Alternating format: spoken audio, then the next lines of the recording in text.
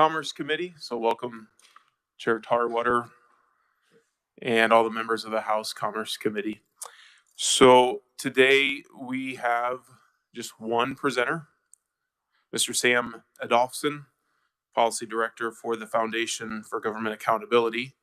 He's coming in to talk to us about several topics on welfare and also the workforce and how a lot of things interact. I think it's probably be best for you to give a little introduction of your past and what you do every day before you get into your slides. But with that committee, we'll let him go through his presentation and save questions for the end.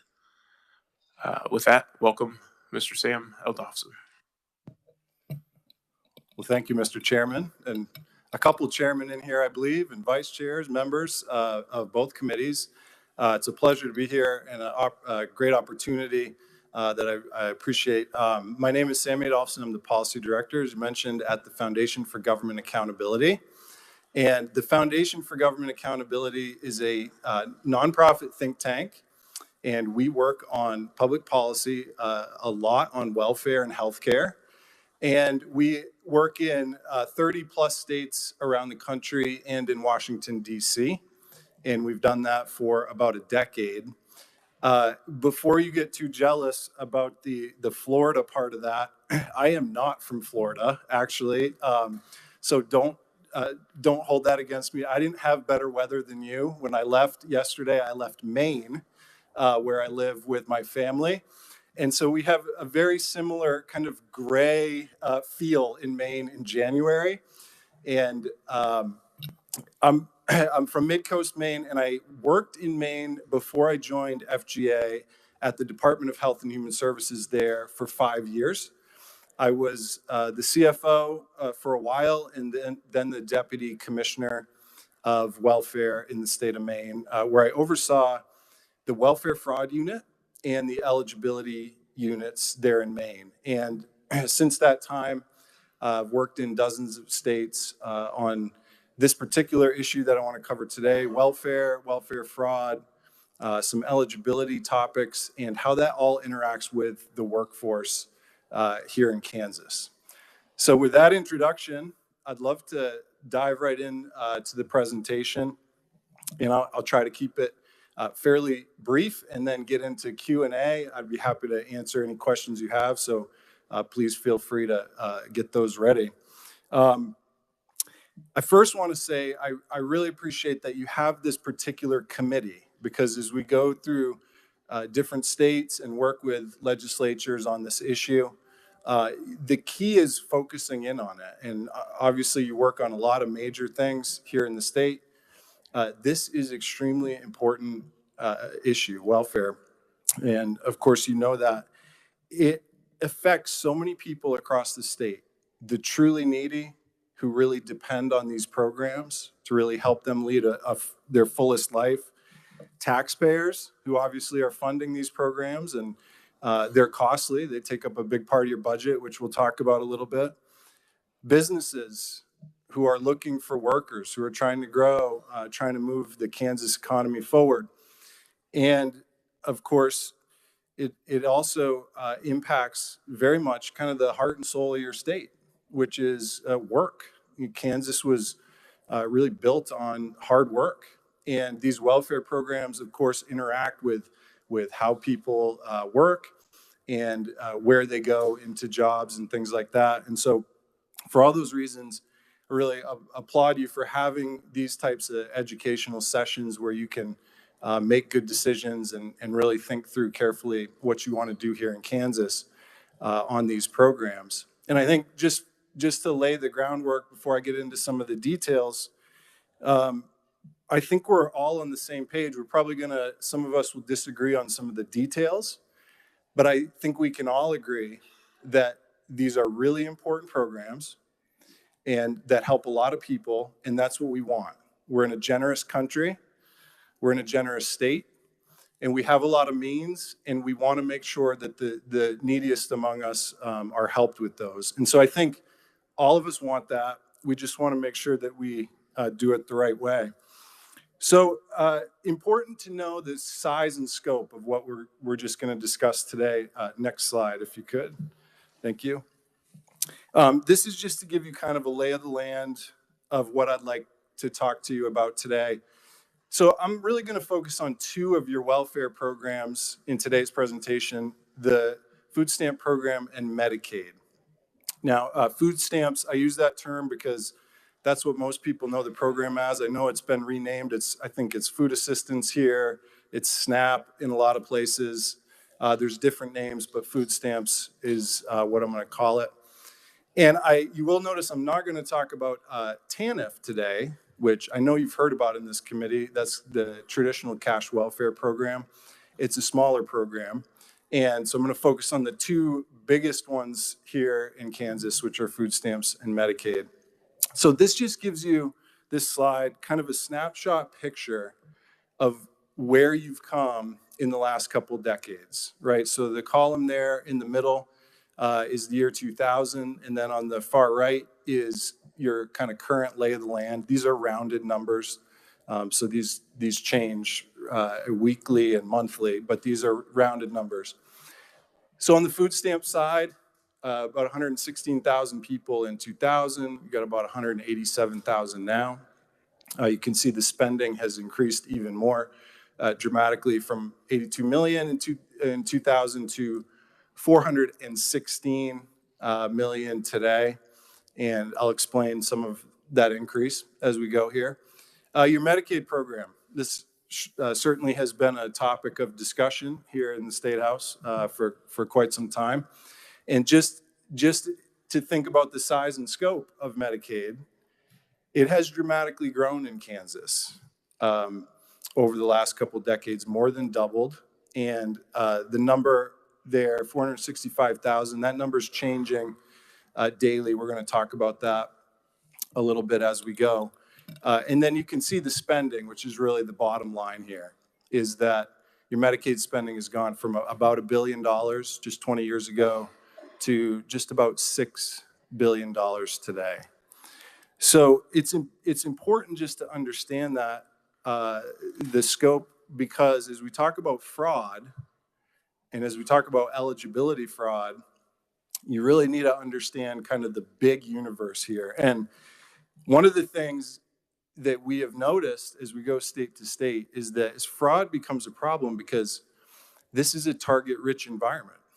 There's a lot of money in these programs, and that makes it a magnet for people who want to steal from taxpayers and the truly needy and exploit the program. Next slide, please.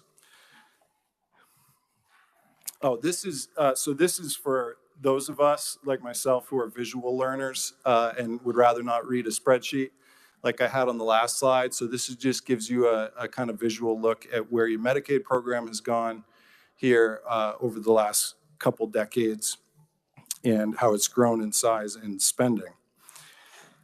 So on the next slide, I want to really jump into the meat of this, and this is welfare fraud. So I mentioned I worked in the state of Maine and ran the fraud division there in the state of Maine. And I want to tell you a little bit of a case study here about one of the cases we dealt with in Maine, and it kind of walk you through what that looks like. So this is the ARAM market. This is in Portland, Maine, our biggest city. And as you can see, there's some interesting items there that were displayed there in the ARAM market. This market was one of the hotspots for food stamps in the state of Maine.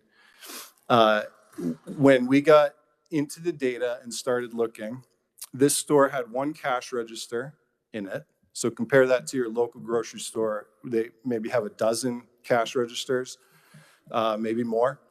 This store, year over year, was growing in their food stamp expenditures that were cards, EBT cards, electronic benefit transfer cards that were swiped in the store. And that caught our attention. It grew from 50,000 to 200,000 to 500,000, finally to $1 million a year in food stamp transactions that were done in the ARAM market. So we were looking carefully at the data that had never been looked at before by the department. They weren't pursuing fraud. And when our administration came in, we started really taking a look at the numbers. So this store here was doing $1 million a year with one cash register. The biggest grocery store in the state was a mile down the road, and they had 18 cash registers, and they were doing 1.2 million a year. So we said, well, there's probably an issue there. So we started investigating, digging into this more and more. And we also ran the records of the store owner. And we found out he was also on welfare. He was on food stamps and Medicaid and had reported the same exact income for 3 straight years, which is another big red flag. So we brought this case forward. We ended up working with the FBI. And what we uncovered was thousands and thousands of people were coming in the store, and they were trading in their food stamp card for 50 cents on the dollar. So basically they would give him the card, and then he would give them back cash for half the value of the card. Now, this is a common way of committing trafficking fraud in the program. And you've heard about this probably in this committee. We ended up, this gentleman, Ali Daham, ended up being arrested and is in federal prison. They were also committing tax fraud and earned income tax credit fraud in the store. They were giving out fake Social Security numbers. And most interesting and alarming to us at the time was they were actually coaching people who came in the store on how to apply for and get the maximum amount of welfare. So they weren't just doing the transaction, they were also looking at how can we maximize the revenue, the money coming in from those folks. And this is an example. You have these things happening here in Kansas, and you do have a good group in your welfare fraud investigative office. I know some of them. They're doing what they can with the small crew to find and stop this type of fraud. The key was, in Maine, when we started finding these cases, was we weren't looking before carefully at the data, which needs to be done, and it should be done by law. The legislature should insist that the welfare agencies are looking at every bit of useful data they have. In this case, it was really simple. It was year-over-year spending at this store, and that should be basic information that's reviewed routinely in the welfare office. And the other thing we did is we started actually sending cases to the Attorney General. And I know you hear a lot of times that fraud is 1%. It's not true. The GAO said this exact type of fraud that you're seeing up here, the ARAM market, is actually at least 10%. And there have been other studies from the fraud investigative units around the country that have said it's closer to 20%. And so you really want to look carefully at all this data to make sure that you're catching that level of fraud. This particular type of fraud, trafficking, is probably what you think about the most. When you come into the welfare committee, or maybe back in your district, you're hearing someone say, hey, I saw someone with an EBT card. They were doing this or that, or maybe your local law enforcement says, we were in a drug raid and we found someone with 20 EBT cards. You will hear about those, and it's true, and it needs to be stopped, like this particular case in Maine. However, it's not the primary type of fraud that I'd like to focus on with you today. And this type of fraud is happening in Kansas as well. If you could go to the next slide, please. So these are a few examples of some basic fraud here in Kansas. 250,000 stolen from Medicaid.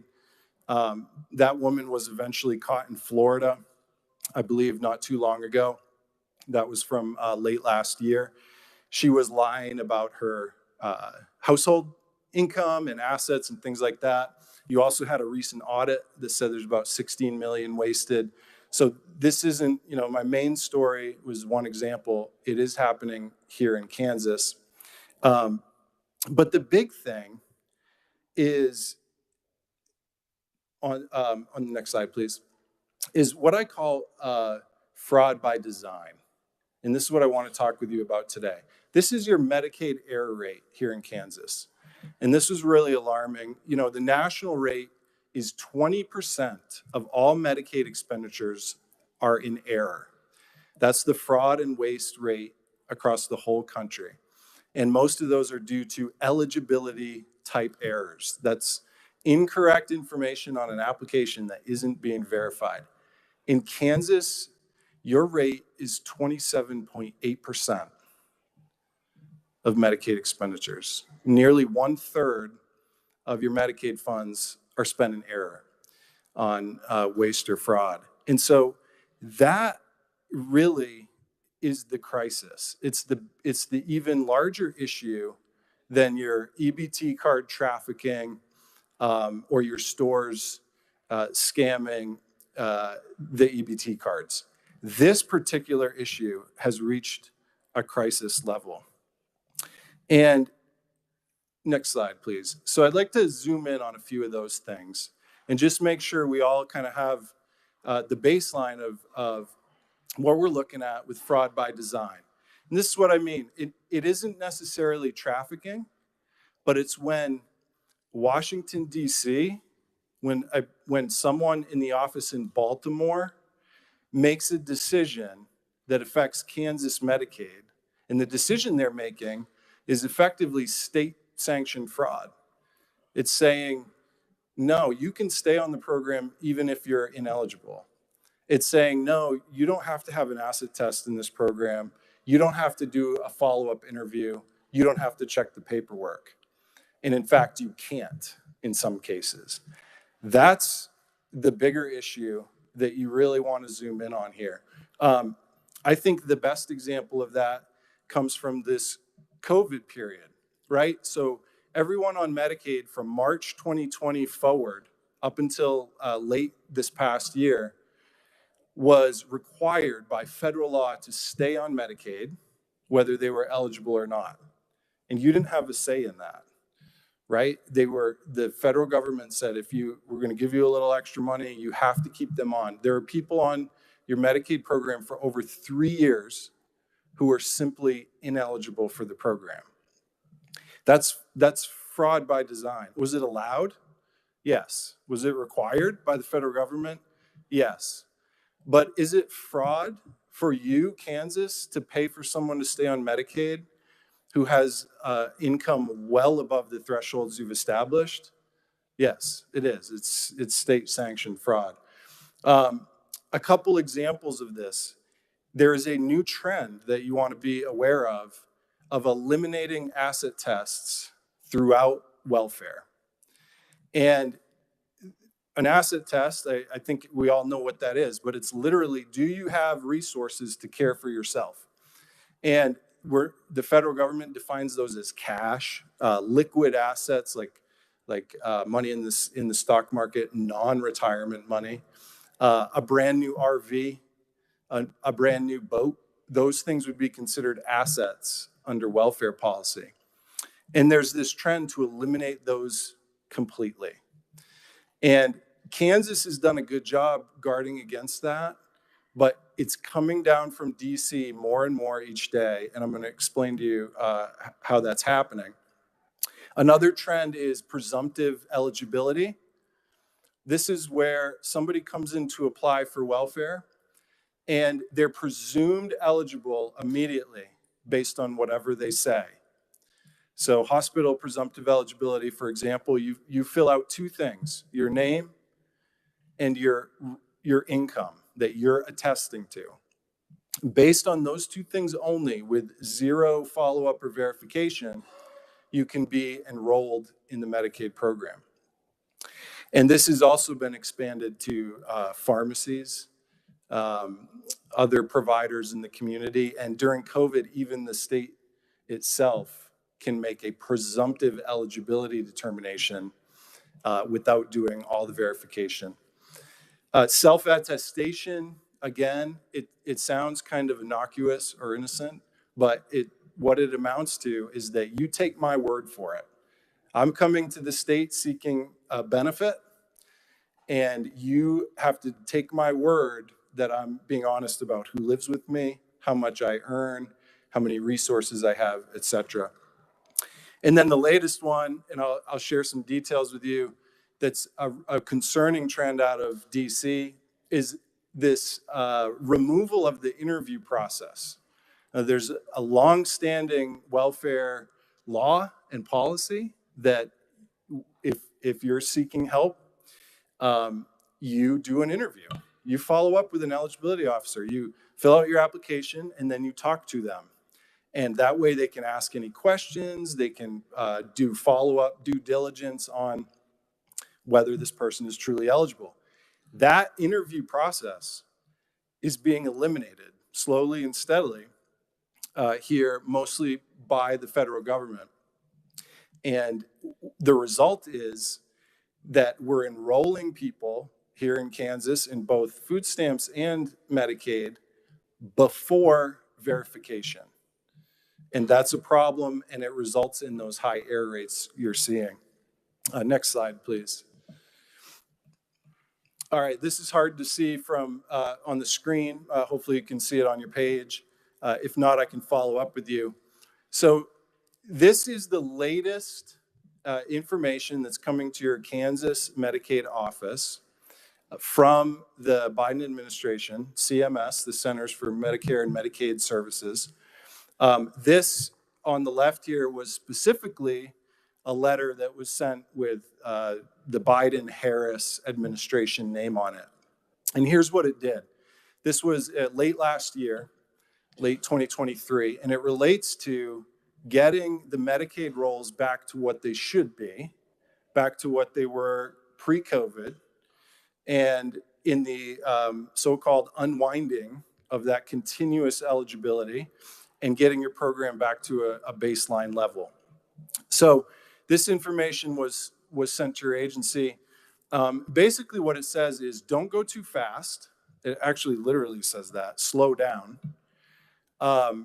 It says, we have created for you a bunch of new options. There were 21 new options for waivers created by the Biden administration, with the net effect of making sure that people do not get removed from Medicaid. And these options, they call them strategies. They were strategies that you were being pushed on, are things like doing more ex parte renewals. Has anyone ever heard of an ex parte renewal? If there are lawyers in here, you probably know what ex parte is. I had to look it up. But ex parte is when the state does a renewal of a welfare program on behalf of the person, without the person. So the person getting welfare does not have to do the renewal themselves. The state is doing it on their behalf. And there's a set of conditions that Washington, D.C. encourages Kansas to use to make that possible. Kansas has elected 8 of these new options that are available to them by Washington, D.C. Next slide, please. And there are a couple here in particular that I wanted to highlight for you. One is the ex parte issue that I just mentioned to you. And let me read this since it's difficult to see. This is the option is to renew Medicaid eligibility for individuals with income at or below 100% FPL and no data returned, and renew them on an ex parte basis. Okay, so bear with me. I want to walk you through the scenario that the Washington, D.C. run CMS, the Biden administration, has suggested that states like yours use. This is an example scenario. Julia has been continually enrolled in Medicaid since July 2021, almost 3 years ago. Julia, who is self-employed, has income recorded in the state's eligibility system that is $911 a month, or 75% FPL. The state Medicaid agency attempts to conduct an ex parte renewal for Julia in May 2023, reviewing all available earned and unearned income sources as reflected in the state's verification plan. No data are returned. So no data comes back from the checks. Julia's eligibility may be extended from July 2023 through June 2024. Julia was able to have her coverage extended because the income on file from no earlier than 12 months prior to the beginning of the continuous enrollment condition is below the threshold. No verification data was returned from the data sources, and she meets all other eligibility criteria. So what they're telling you is that someone was eligible in 2021, and it's fast forward almost 3 years, and without ever talking to Julia to follow up on her household, who she lives with, are there adults in the house earning income? Did she get a new job? Did she quit an old job? With none of that follow-up at all, the state is re-enrolling her for a 12-month period. So that's not my example. That's the example that they're using out of the Washington, D.C. Medicaid office. So even though these things seem like they may be well-intentioned to make sure, the staff doesn't have to do all this chasing around, the net effect is that you have tens of thousands of people on the program who are likely ineligible or ineligible.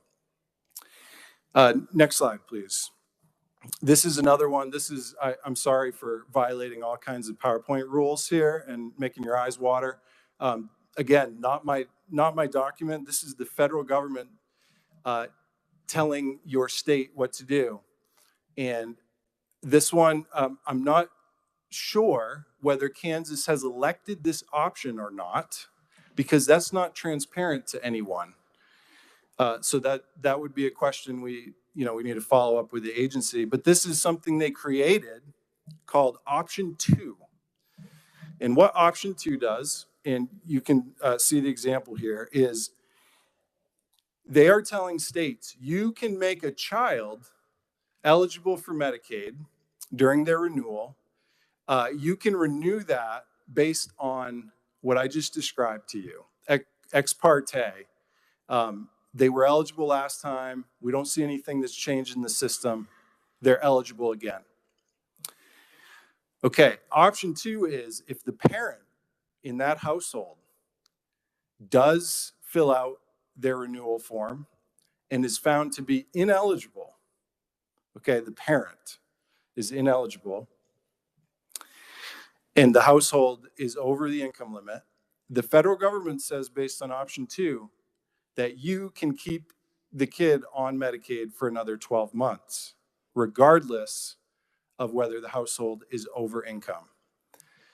So they're incentivizing the state. They're telling the state, do all these ex parte renewals right now. Do them quick, do them without talking to anyone, and then get the kids re-enrolled.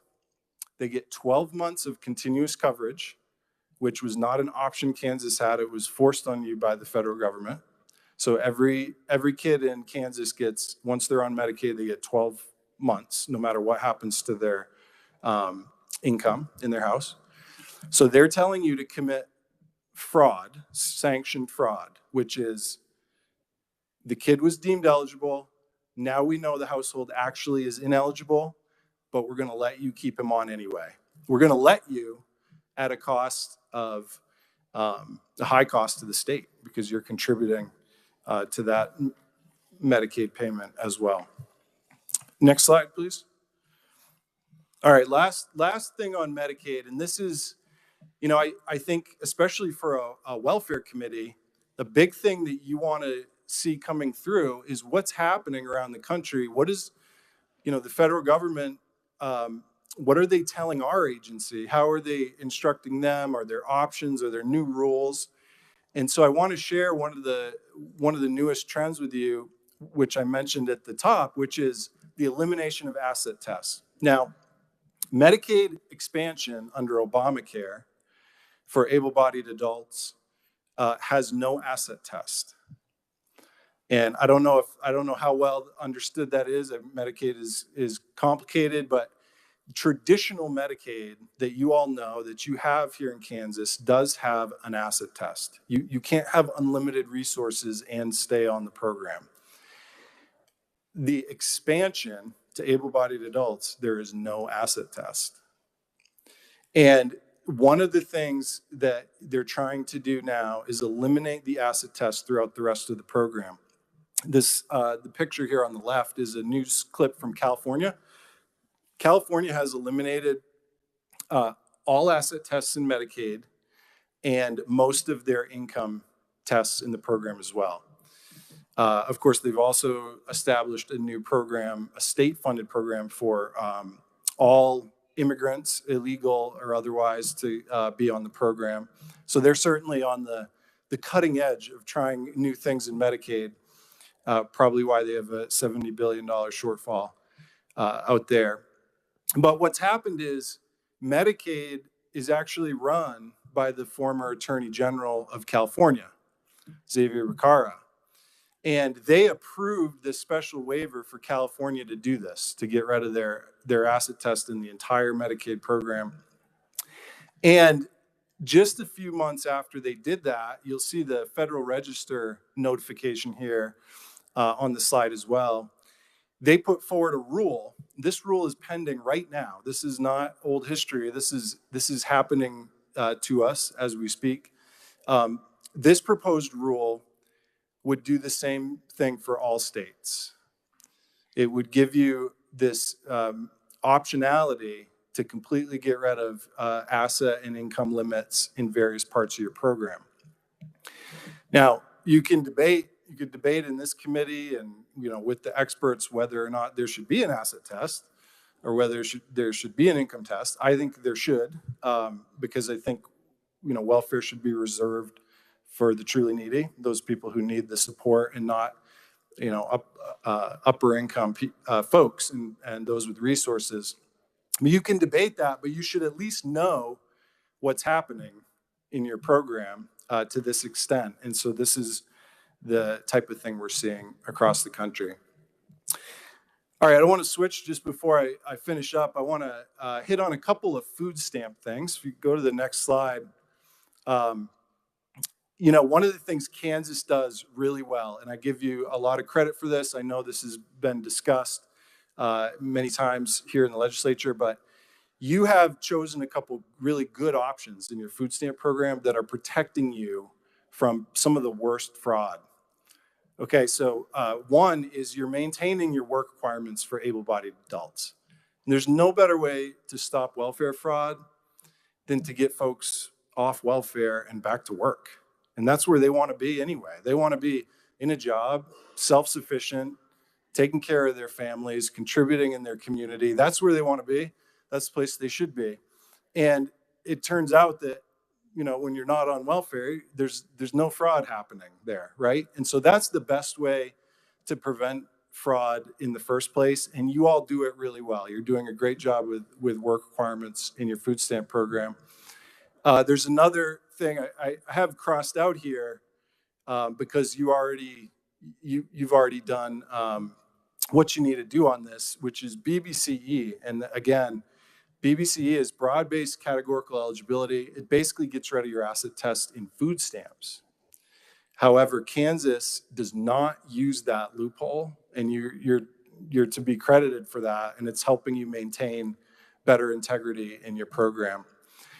There's some other things here, though, in the food stamp program that you'll want to know about. One is all during COVID, like I mentioned, they waived all the interviews face-to-face, even waived a bunch of the interviews that were being done by phone.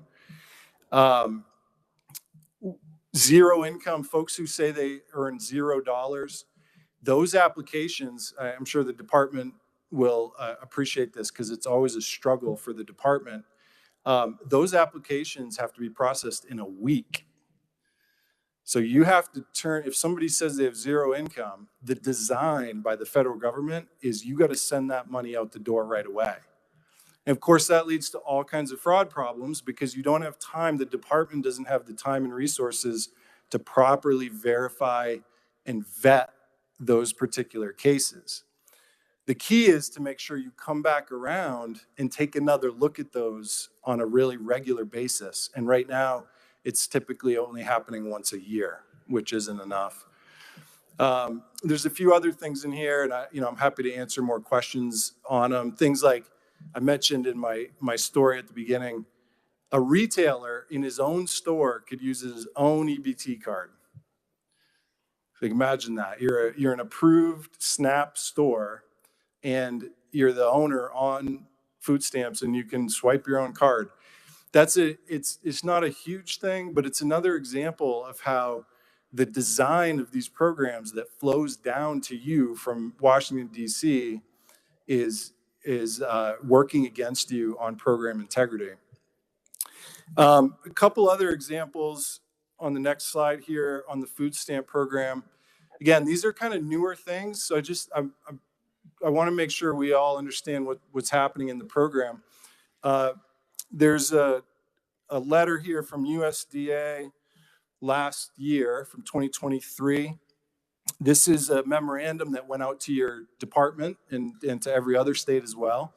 And what it did is it continued waiving face-to-face interviews in your quality control process through almost the rest of 2024. So still on the basis of COVID, I mean, here we are in 2024. We have the Biden administration, USDA, telling states you can't do face-to-face interviews when you're checking quality in your program. And of course, there's lots of benefit from doing those types of interviews. You can recognize when someone's being dishonest with what they're reporting and things of that nature. So that's what your department is up against when they're trying to make sure that fraud is stopped. There's a couple more examples here. One, really important, there's the latest change on food stamps in Congress that you might have heard about was to increase the work requirement age from 50 up to 54. And right now it's at 52 because it kind of phased in. So able-bodied adults without kids, 18 to 52 have to work, train, or volunteer part-time, which Kansas has in place. Fantastic. And it works very well. But what Congress did in exchange for raising that age by a couple of years, they added some exemptions to the work requirement. And those aren't optional for the state. Those are required by the federal government. One of the exemptions is if you're homeless. And again, you can debate whether you think that's good or bad, that we exempt the homeless from the work, train, or volunteer requirement. That isn't the issue. The issue is there is no verification required of that whatsoever. So if I report that I'm homeless, you're taking my word for it. And they define homeless broadly enough that if I'm staying with somebody and several other scenarios, I can call myself homeless and be exempt from that work requirement. So it's another example of where, yeah, maybe the exemption is fine. We want to help feed the homeless and get them back on their feet. But let's at least do a basic one more step of just verifying, like, hey, can you just show us where you stayed at the shelter, and just make sure and verify that you qualify for that exemption. So that's the trend, is away from verification, away from interviewing, and towards self-attestation. One last slide on the food stamp program, and then I'm going to wrap it up. This is the summer EBT program, and I think your last hearing, you touched on this program. This is a new offering from the federal government. They call it the Permanent Summer EBT Program, and that's because they did some pilots of it, and they also tried it out some during COVID. So what this does is it gives a EBT card in the summer, and the intent was for people, kids, low-income kids, who are getting a free school lunch to kind of continue receiving that through the summer. You already have congregate feeding sites. There's a lot of programs out there that have dealt with this already, but Congress decided to pass summer EBT and give out EBT cards. This is a state option. I think that probably came up in your hearing. And so you'll see here on the screen, not every state is doing that, including some of your Midwest neighbors here, Dakotas, Nebraska, Iowa. And I think there's some reasons behind that. And I just want to make sure everyone is aware of the totality of the program. Because what the administration didn't talk as much about was this rule that they put in place alongside the summer EBT program to maximize the recipients of it. And this is this wonky looking rule here on your right. This is on the USDA website. It's called it's a final rule on the community eligibility provision. And if you're not familiar with the community eligibility provision, or CEP, what it does is it says that if a certain number of students in a school qualify for free or reduced lunch, then the whole school gets it. And so that number has, for some time, has been 40%. So if 40% of your school qualifies for the program, the whole school qualifies for the program. USDA this past year under Joe Biden changed that number. They lowered the threshold from 40 to 25%. The net effect being, and we're still doing the kind of running the numbers on this, but the net effect is basically every school, every kid is going to be eligible for free school lunch.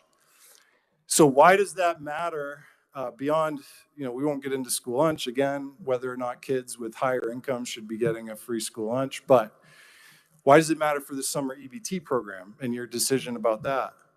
Well, the way you qualify to get an EBT card mailed to you with money on it in the summer, if you're not already eligible for food stamps, is by being eligible for free school lunch.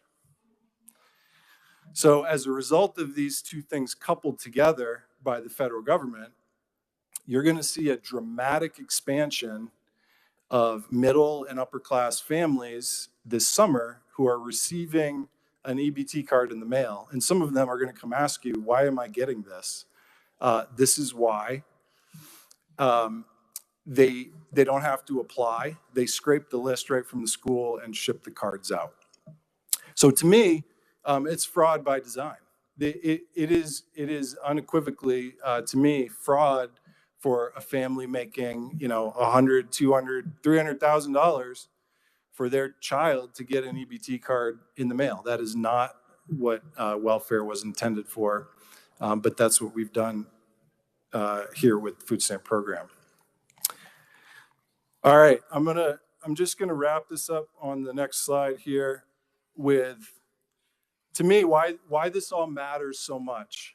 It's not just about the welfare programs. We want to run them well. We want them to go to people who need them. Yes, but there's other things at play here. So why does it matter? First, Kansas taxpayers. I know there's debate going on about taxes. There should be, obviously. People work hard, earn money. Taxes are a big deal.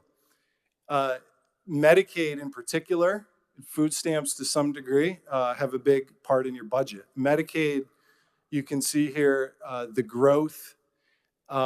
We looked at the raw dollar growth in the program, but this is the percentage growth that has happened in your budget. And so necessarily, as you spend more and more on Medicaid, you've gone from 7% up to 23% of your budget now on the Medicaid program. Other things are going to get squeezed out.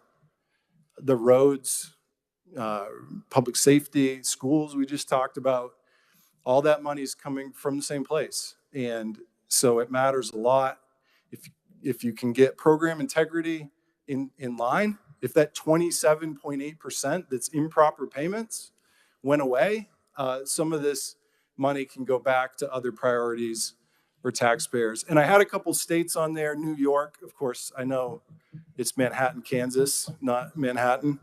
But New York is in trouble. They have been spending recklessly, and including on Medicaid for a long time. And you can see here their widening budget gap is over their slow unwinding. So that unwinding we talked about, where you had to keep all those folks in Medicaid for 3 years, they're taking them off slowly because of all this federal pressure, and Kansas is doing some of that as well. It is contributing to their budget problem. Colorado has a massive budget problem. They're trying to lower property taxes, but their Medicaid budget grew double digits. It's a direct connection.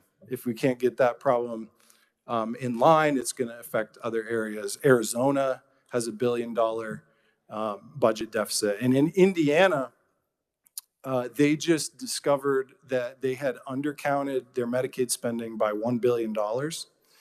And they're now looking at cutting, among other things, some of the disability services that they were able to optionally offer the last couple of years.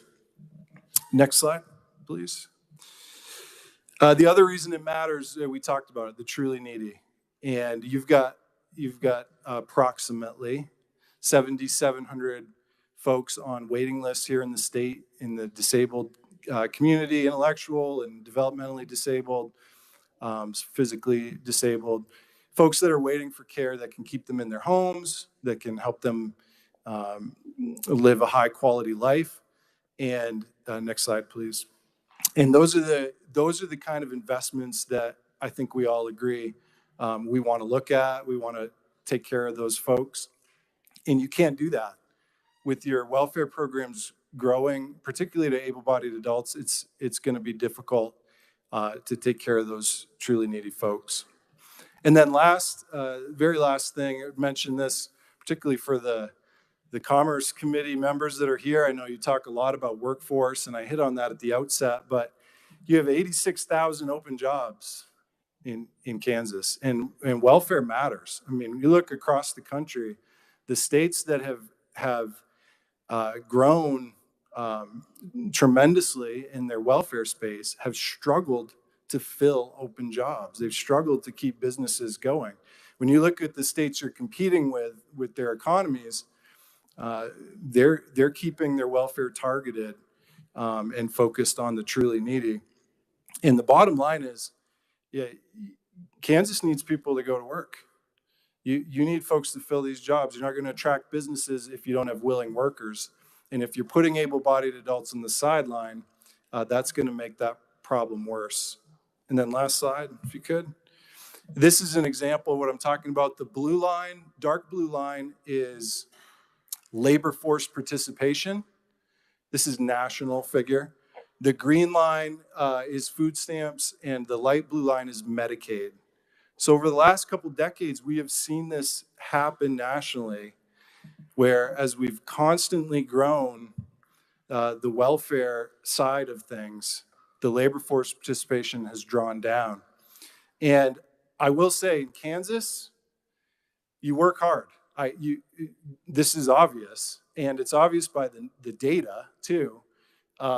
Your labor force participation has not declined as rapidly as other states. You're doing a good job in that respect. And I think that's something that you want to preserve and be really thoughtful about how welfare impacts that. I noticed, I was looking up some facts and figures on this, and I noticed your state agency is among those businesses that's looking for employees. There's a job fair tomorrow, I think. 700 open positions that the state is trying to fill. And you need those folks to come to work.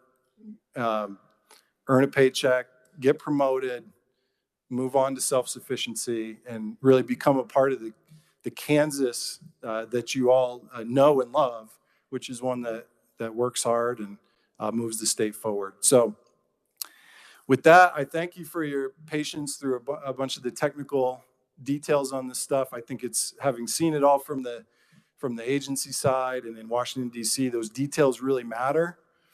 And if you're going to really make sure that your programs have integrity, that fraud is stopped, and that you're focusing on the truly needy and protecting taxpayers, we've got to make sure we get those details right. So with that, I thank you again, and I'm happy to answer any questions. Thank you very much for your presentation. Committee questions, Representative Shu. Thank you, Mr. Chair. On that very last slide, can you talk about why you made the decisions you did on the two x-axes?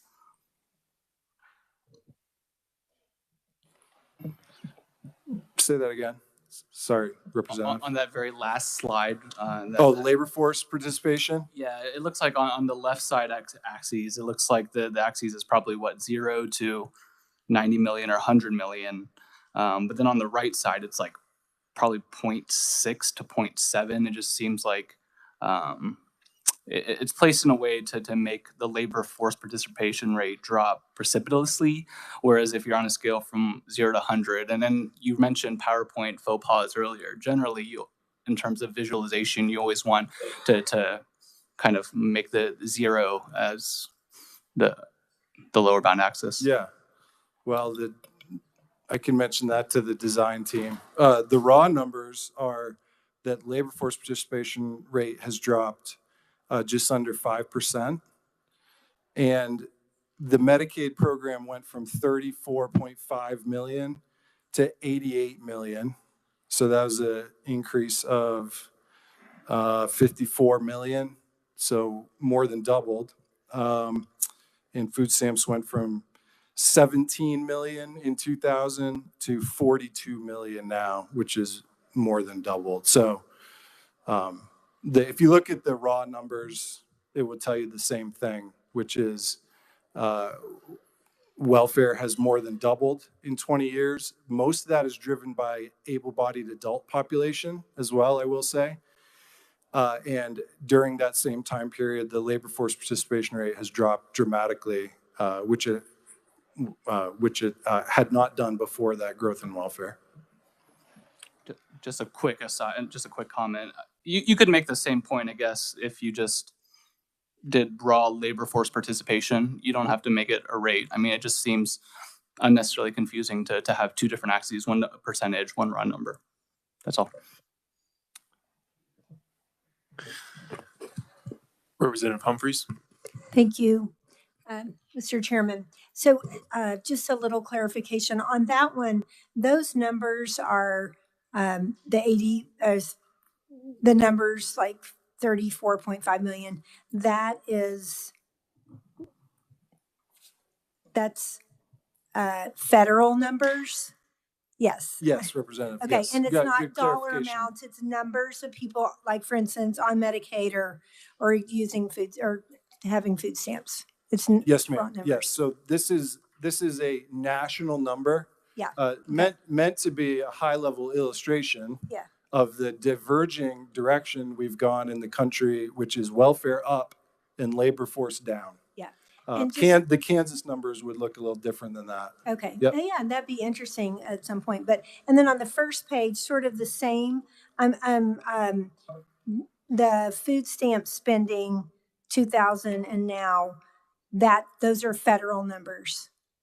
So on the first page, slide 2, Yes. those are all Kansas specific numbers. However, the spending is all funds. So, for example, the food stamp spending of 416 million, that's mostly federal. Kansas. And do you know, is there a breakout of that, like state SGF Yes. In the food stamp program, the federal government pays for the benefits. You pay 50-50 on everything else, the administration of the program. In the Medicaid program, it's depending on the year, you're paying 40 to 40% or above on the Medicaid side, depending on the population and things like that. Okay, Yeah. thank you. And just real quickly, what red flags, I mean, how is Kansas doing with our fraud investigation? And, what are red flags that you really look at, and what could we do better? Yeah, it's a great question, Representative. Thank you. I think Kansas is doing quite well in relation to other states. I think that the challenge is no one is doing very well.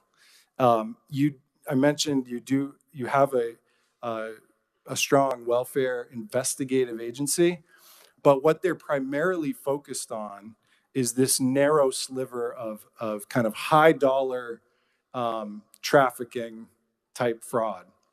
And they have a pretty limited group and limited resources. I think they do a good job in that narrow area. My suggestion would be kind of along the lines of what we talked about, is to expand the view of fighting fraud to policy decisions around eligibility, because that's ultimately that front door, and all those details about are you checking verification before you enroll or after, things like that, are really going to capture the highest amount of fraud before it even happens. So your group right now is doing a lot of pay and chase. There's people getting an EBT card who lied about their income because they wanted to just get the benefit. And then they're following up on that over months and years to try to catch them and stop them and get some of that money back for the state. You really want to shift your efforts to the front end and make sure that, well, if we followed up and found out that person was lying before they got benefits, that solves the problem right at the outset. And those are all state-specific eligibility requirements. Most every of those state are can- state-specific decisions. I'll give you one example. In the Medicaid program, there's something, you can find this online. That's where I got it, the Medicaid verification plan that your state has to submit to CMS. And it talks about things like, do you accept self-attestation for someone applying? Well, according to that plan that Kansas submitted, you do not accept self-attestation for income in Medicaid, which is good. That's positive. There's some details in there that could be strengthened, but it's generally good. However, household composition, you do accept self-attestation. So I can tell you no one lives with me, or that multiple other people live with me, and you're going to go ahead and process that and try to verify it later. And I'm already going to be on the benefit. And when you couple that with things like continuous eligibility, where if I'm already on the benefit, I'm guaranteed to get it for 12 months, you only get one shot, and it's at the front end. Thank you. Thank you, Mr. Chair. Representative Probst. Thank you, Mr. Chair. If you'll allow, I may have a few questions. Thank you for your presentation today. I do enjoy that we have so many committees that indulge wealthy people coming to complain about their chronic oppression. But I have some questions for you. Your data goes back to 2000 on slide 2. We go back over a 24-year period, and you're kind of making the assertion here that there's been this huge growth, but there's other things that drive this, right? To that point, there's other things that drive that. And when you talk about Medicaid increases, I'm looking at the enrollment. It's largely children, people with disabilities, and the elderly. The assumption that you're operating from, basically your central worldview, that everybody is ripping off the system and hurting all these people that are just hurting so bad.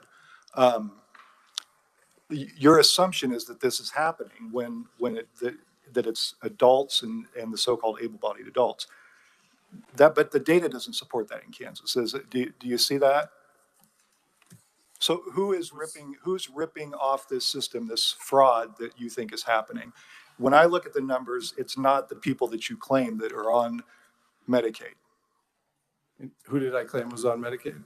Representative? these able-bodied adults who are increasing this spending and not working. You have 17% of your population is able-bodied adults. And some of them are working. Yeah, A good chunk of them are working. 57% don't work. Others do. I have another question. Do you have any firsthand experience or even tangential experience with applying for benefits? You have some of these assumptions about, well, we could go check and see if people are actually staying in a homeless shelter. In my district, we have a DCF office, and I have people that go and there's nobody there to actually process their claim. And then they go back home and then they come back and now they're out of gas money. I know it's a hard concept to imagine that people in poverty do what they can to make their resources stretch, but they do. And I have people that are making repeated trips to DCF offices to try to apply for something.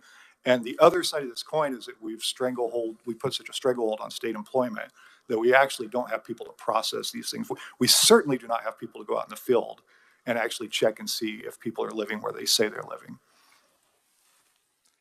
So do you have any experience with this? I mean, this is all kind of anecdotal, theoretical, and I'll be happy to have a philosophical conversation about this if you'd like. Sure. Yeah. But you're having this, but I want to know if you actually know how this process works for people trying to get these benefits. Yeah, a good question. I do know how it works because I ran the eligibility office in Maine for 5 years. I had 900 eligibility workers who reported directly to me. So I have a pretty reasonable set of firsthand experiences directly with the application process for all the welfare programs, even some that we didn't talk about. And so I'm generally relying on that to kind of guide my input on this. I've spent considerable amount of time in the offices in Washington, D.C. of these various departments of letters and things that I showed, talking directly to those officials as well. So certainly it's a large program and a frankly overcomplicated one in a lot of ways. And so I don't think I know every detail about every eligibility process in every state, but I have a pretty good handle on most of them. I think what you're getting at generally on the able-bodied population, I agree with you. I think Kansas, like I said, has done a good job of balancing, here's who these programs are for, and here's who we want to make sure we are helping. My kind of reason to be here and kind of warning to you is that there are a lot of things working against program integrity that ultimately could threaten that does threaten that for the very people that you're talking about, who we agree need these benefits. And, there's a lot of, we didn't get into all the detail, but there are a lot of processes specifically designed for, say, folks with disabilities that allow them to not drive into the office. Well, that makes sense. But the problem is that a lot of those things have been kind of exploited and ported over to other parts of the program where there are people who can go in for an interview. And frankly, if we ever expect them to get a job, which they want to go to work, if they can't drive to an office once and sit down for an interview to get a valuable benefit, how are we expecting they're going to get a job? I think it's reasonable to say, well, if you can at least get in here once, we'll make sure everything's square and we'll get you on the program. If we can't even ask them to do that, how are they ever going to go fill one of those 86,000 jobs? It works the other way too, where we have people working who are then expected to take time off from their work to go fill these requirements that people like you think they ought to do. And I know this firsthand. I mean, we can talk in the theoretical, but this happens. We get people employed like we want them to, and then their jobs are jeopardized because they're actually have to take time off to do the things that people like you think they should do. But I digress. You know that there's more people working in Kansas today than there's ever been in the last 30 years, right? The participation rate is very stable. I think it's the St. Louis Fed has it at 66.6. We're above the national average. We're at 3% unemployment. which is effectively full employment. So like you have, it seems a premise that if we do this thing that you all have been trying to do for a long time, shame and punish people through this gospel of work, and they're all going to come to their senses. Those people aren't there. We have everybody working who can work. There may be a few, but by and large, we're at full employment for all functions. Where are these people coming from? And I will add this. We had a presentation the other day of a survey of businesses, and they anticipate reducing workforces. If we believe the government is slow and reactive to what's happening in the real world, we're actually talking about these sort of policies at the same time that in the next year or two, we can anticipate a reduction in workforce. So we're going to exacerbate what is a coming problem. Would you agree with that? No, because the work requirement, which seems to be the main thing we're talking about, isn't just work. It also includes an option to volunteer, which can amount to less than an hour a day in exchange for the benefit. You can be in job training, which I know the job training programs fairly well from my state, and our problem was getting people to attend them. Not that there weren't enough job training programs, it was people weren't showing up. Those are also great options for someone who happens to be able-bodied on the programs, or on, in this case, food stamps, where you have the work requirement. So even if there isn't a job available, they can fulfill that requirement through those methods as well. In other states, a lot of that is now done online, which maybe there's good and bad to that, but there are plenty of ways to fulfill that requirement. And really the goal, I mean, I like how you put it the gospel of work, because that's the goal. I think it's a shared goal of everybody on these committees is we want to provide welfare to everyone who needs it, who truly needs it, who's eligible. That's good. That's a good thing. But we also want to kind of abide by these principles of if you can work, you should. And we want to at least get you on the path. Having seen it directly from the department, and you kind of mentioned like cruelty, which I'm, a little sensitive about somebody saying that. And I'll tell you what I think is cruel from my observation is I think it's cruel to send someone a plastic card in the mail with some grocery money and never talk to them and never help them and never bring them in and say, what can we do to get you to a place where you can be on your own, where you can support your own family, where you can then give back and help someone else. I don't think it's cruel at all to say, hey, come in and volunteer and meet some people in your community while you're at it. I think it's cruel to leave folks stranded, with nothing but a card. Thank you for answering my questions. I subscribe to the policy of being my brother's keeper and doing unto others. So Representative Penn, we do have 6, maybe 7 on the list still. So if we can keep questions to maybe 1 and a quick follow-up, that'd be great. Representative Penn. Thank you. Excuse me. Thank you, Mr. Chairman. Mr. Donaldson, thank you for being here today with the committee. I really appreciate the perspectives that you brought here. And unlike the previous speaker, I'm not going to castigate you with personal attacks, nor will I continue to chew on imaginary peanuts. But I did want to ask you a quick question. Who are the actual victims of what you would think is a victimless crime? That's what we see fraud as.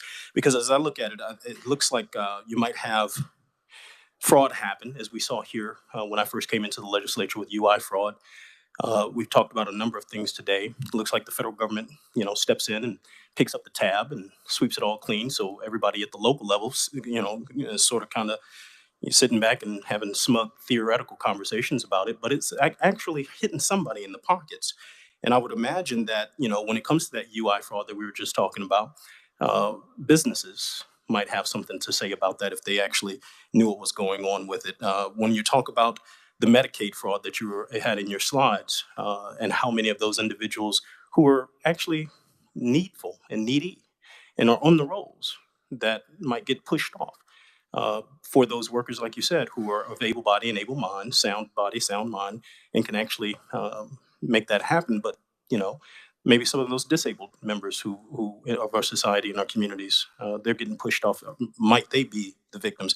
And then I know that I was talking with some of the colleagues, when you're talking about the SNAP TANF benefits, I guess a big piece of that goes to the federal side, and it's not a big take for the state of Kansas, but Kansan taxpayers do pay the federal taxes, because we all know the federal government doesn't make anything, doesn't do anything, nor would we buy it if they did. So they don't turn a profit. So it's not their money, it's ours. Exactly who are the victims here, and what would you recommend that we do to try to stymie that? Thank you. Yeah, good question, Representative. Yeah, UI is a good place to start. We didn't talk about unemployment insurance, but it's a benefit. It has some similarities. In that case, it's the businesses pay taxes on that, and that rate goes up. Anytime there's fraud, it's going to come back onto the business, and the state has really a strong obligation to protect that program and those benefits well. On the welfare side, I think we'll start with the food stamp program. To me, I think the victims are the kids, and that's what I've seen most often. And so what happens is you get the market that I showed you all, ARAM market, where they cashed in $1 million and bought a Ferrari, and they work with folks on the other side who are getting the benefit, who are willing to do that deal for various reasons. But what do we know about a lot of those card holders? A lot of them are parents. And that money that's going on that card was for a kid somewhere. And they're not getting fed with it. We're not lowering food insecurity with it. It's going in somebody's pocket as cash. And in that case, yeah, taxpayers are hurt, added to the $34 trillion bill. But more directly, it's a kid that didn't get it. Because when we're not stopping that fraud, and we're allowing it to be too loose with, how that card can flow from hand to hand, and, where it can be swiped, it's food that is not going in a refrigerator, ultimately, is what's happening in the food stamp program, which is why it's a primary concern. Because when I say truly needy, I mean poor kids. That's who they are. That's who the program was meant for. And kids don't carry around that card themselves, generally speaking, the parent. On the Medicaid side, I think it's even, it's urgent in the sense that it's more state money, right? You're spending billions of Kansas dollars on Medicaid. And what I see is when you're sitting in your appropriations committee and you're making decisions around your nursing homes, what's our nursing home rate going to be? Somewhere here in Topeka, there's a rate setting agency, right? Right now, they're somewhere working on the rates for nursing homes and for home health. Well, every dollar that goes out the door to an improper payment in Medicaid is one more hit to that rate. And they're trying to figure out, how do we keep these nursing homes open? Medicaid's the number one funder. How are we going to keep these rural nursing homes going? They're the victims when you lose hundreds of millions of dollars through improper payments. It's the local nursing home and those aging folks that need to be in there and be well cared for. So I think, to me, that's the starting point. Yeah, the budget matters. Obviously, I talked about that. Taxpayers matter. We're taxpayers. We all get that. But it's really those groups that the benefits were designed for. Thank you. A quick side note, committee. Appreciate the questions. I think we're getting to the meat of the issue, but if we can stick with the focus being on the meat of the issue, which is the topic, the policies at hand, and the experience of the presenter, that would be best if we can avoid comments about fellow committee members and avoid comments about our thoughts on the intention of the presenter that would be also very good. Can I just have a point of order? Is there a policy issue or a policy that we're looking at in concern with this testimony? Sure, we have discussed food assistance, SNAP benefits, and also Medicaid, and specifically fraud around those areas. Okay, And I its didn't know impact if on there's the any workforce. legislation that you were just referring to. That was just my only clarification. Thank you. Representative Clayton. Thank you, Mr. Chair, and thank you for being here. Committee, could I call your attention to, sorry, I can't see. Oh, I guess we don't have slide numbers on this presentation here, but there's a slide where it was titled, "Why Does It Matter the Truly Needy?" And so you brought up the IDD waiver. And this is something that is very close to my heart, in particular close to the heart of my constituents, right? Because I find it very upsetting that our IDD waiting list is as high as it has been. Just have two questions in regard to that. Number one, have you provided testimony to the Social Services Budget or to the Appropriations Committee about this issue and saying that you are a proponent? Thank you, Representative. No, I have not. In fact, this is the first time I've ever testified in Kansas. So I have not been invited to testify there, and I haven't been part of those committees. All right. Well, as a former vice chair of the Social Services Budget Committee, I've been on that in the legislature for a little bit, and I've seen a lot of this.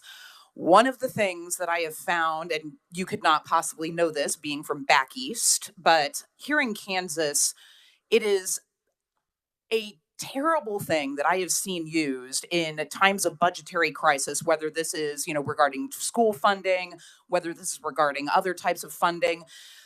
That population has often been used by others as a political football, and they are human beings. And so if you do profess to care about them and about lowering that, then I want to see you top priority in appropriations or in social services budget, providing testimony in favor of that. They are human beings. I represent them. I represent their families. A number of the people here on this committee do as well.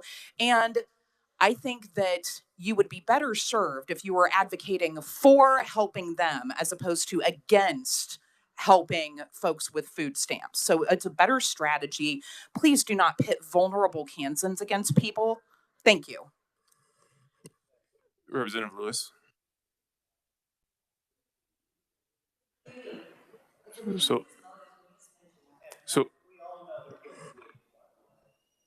Are you all right? So thank you, committee. Once again, if we keep the comments about the topic at hand and kind of the nuts and bolts of those topics, that would be Mr. Chair. very well appreciated.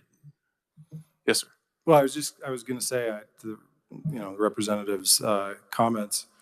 One of the key pieces of the presentation too on the workforce that I just don't want to lose sight of is particularly for those individuals that do require that level of care. There's someone on the other end of that working, right? We talk about nursing homes, and then we talk about in-home care or community-based settings.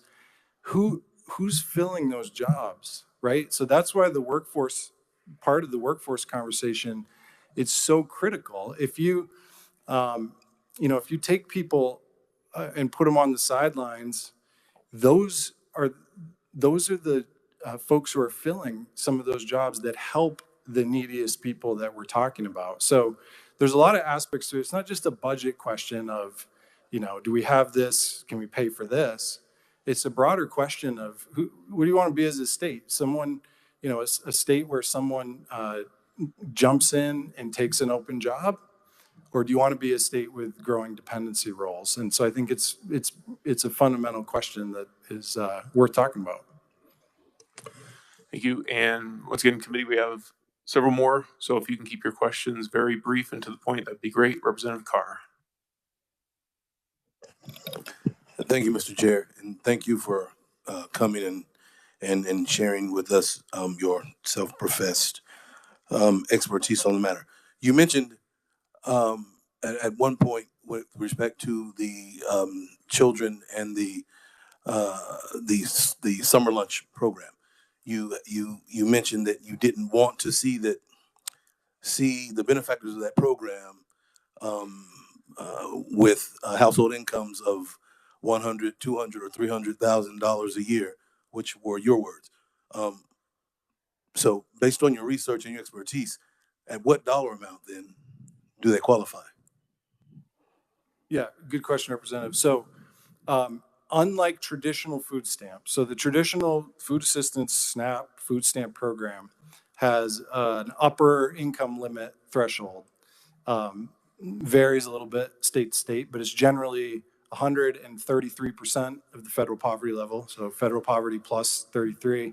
And it can go, depending on the household and the state and different choices, it could go up to 200% of federal poverty, which is not 100,000 or 200 or 300. That's the traditional food stamp program. This is not, the summer EBT that you all have elected to move forward with is not the traditional food stamp program. Everyone who got the food stamp benefit is still getting that, and they get that year round. That isn't summer versus school. This is specifically tied to the school lunch program. And what I was kind of explaining, which answers your question, is in a school that has been deemed a community eligibility provision school, meaning now 25% of the students qualify for free lunch, free or reduced lunch. The whole school then qualifies. And now then that qualifies everyone in the school for summer EBT, because the eligibility that was designed is that if you're eligible for the lunch, you're eligible for summer EBT. So there's no limit. There's no income limit. And what you're going to see is in most school districts, every kid is going to get that EBT card. Okay, so I just have a follow-up. So based on that, as you stated earlier, we would probably need someone to go out and qualify their eligibility. First question is, with the extensive research that you've done, what does that look like, and how much is that going to cost the state to hire those individuals to go out and qualify them? And you also made a statement that if they were to do a one-on-one or face-to-face interview, that they could tell whether or not someone was lying. How does that happen? And based on your expertise, if you were to interview me, would I be lying? Well, let me back up to your first question. I heard a few. So the summer EBT program doesn't have an application process. So they're going to take the roster, the roles of the school, and they have all the information on their students already. They're going to know whether they qualified or not. Most of the schools, because everyone qualifies, it'll be easy. They're going to take every student and they're going to enroll them in that program. It doesn't require the same eligibility process as the traditional food stamp program, is the issue. On the face-to-face interview, one of the key things we heard with our fraud investigators, and what I would encourage you to talk to maybe some folks in your own Kansas fraud investigative unit, because they can give you better Kansas-specific information. When I ran that department in Maine, the key thing I heard was number one rule of investigation is you got to have a discussion about the information at question. And not having that face-to-face conversation where they use, they use all the proper administrative techniques that they've learned through the program to figure out whether that case should move forward or not. That was the number one thing that the fraud unit said they wanted, was cooperation on a case they were working on, and they couldn't get that face-to-face time. So I would encourage you to talk to your fraud investigative unit about that, and maybe they can answer your last question, which is how to tell if you're lying or not, because I'm not an investigator. Representative Howell. Thank you, Chair. On slide number 6, which is the one titled Medicaid error rate, you have the bullet point that says that specifically references Kansas, and it says the Medicaid error rate is 27.8% and 99% are eligibility related errors. First of all, I apologize if I missed this, but if I could, I would like to request that your data source for that number could be sent to the committee members. That would be wonderful if the chair would be willing for that. And then just a question related to that. On the 99% eligibility related errors, do we have any evidence what the percentage breakdown on those errors are, on whether it's providing benefits for people who do not qualify versus not providing benefits for people who do qualify? Do we have any idea of a breakdown on those eligibility errors? Yes, I will get you the data source. I will say, because I suspect this could be something you hear in follow-up, perhaps from the agency, that error rate is your pre-COVID error rate.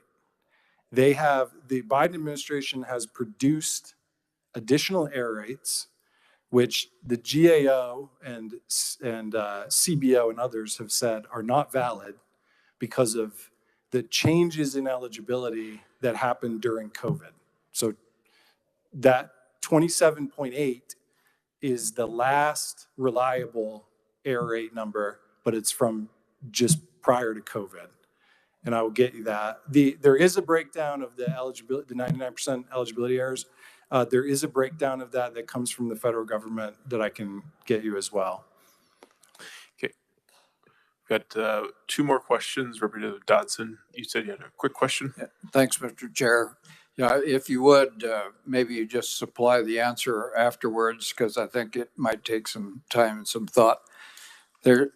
We have the legislature, obviously, which passes bills across the board, but in this instance, Health and Human Services related bills. And then you have HHS and CMS, who I think you are inferring have made policy that are inconsistent perhaps with the original intent and have forced some of those policies down into the states. So the question becomes, if we agree that some of these things are harming the way that we should be doing business, do the states have the ability to resist these policy changes? Thank you. And that may be something to follow up with the committee. Could be a long answer. Thank you. And Representative Tarwater. Thank you, Chairman Avercamp. So I would, I had a lot to say, but I'll just say one thing. In regards to the 7,700 IDD individuals that are on the waiting list, they're near and dear to me as well, and most of us, all of us on this committee for sure. And in your defense, it was your first bullet point on why it matters. So clearly they matter to you too. And my apologies for any inference that they didn't matter to you. Secondly, that same committee, that same community has increased over the last several years. And there's 70, I have some bullet points for a meeting later today, actually, that Representative Brooks and myself and Representative Mason are attempting to fix this problem a little bit in a conference committee later this afternoon. But their budget for that waiver has decreased by $50 million from 2024 or 2023 to 2024. And that was a 20% decrease in the budget for that. Secretary Howard tried to fix that this last year by adding money to her budget to add 500 slots to IDD and 1,000 to physical disability. And these were the people the Medicaid was designed for. And we can't ever fund them in appropriations. It's a discussion we have every year. Anyway, that $50 million was line itemed before the governor's budget came out. And so we do need to make it a priority, and we will in appropriations, and you can bet I'll be fighting for it. And you're welcome to come testify for it if you'd like, because clearly they're important to you.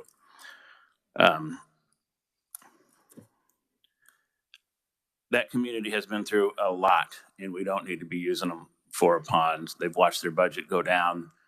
There wasn't a single mention of them in the State of the State speech, and their money was taken out of the budget this year. And so that 1 point, I did some quick math on the 27.8% that you said on our Medicaid dollars. I know we can't get to them all. We won't be able to completely get to zero, but that's $1.6 billion. And if we can reduce fraud by a certain percentage and use those dollars to help the people that Medicaid was actually designed for, that would be a good thing. And I think that's what this meeting was all about, was to figure out how to help those people. It's the first thing here, the truly needy. Why does it matter? If we can reduce fraud, we will be able to afford to fund those waivers, and we'll be able to afford them going forward. And I really appreciate you coming out today, sir. Thank you. Thank you. Mr. Delphin, Eldofson, thank you very much for your presentation. And coming to Kansas Committee, thank you for your patience and attention during the meeting. Sorry for going a little bit late. Staff, thank you very much for the prep. And with that, we are adjourned.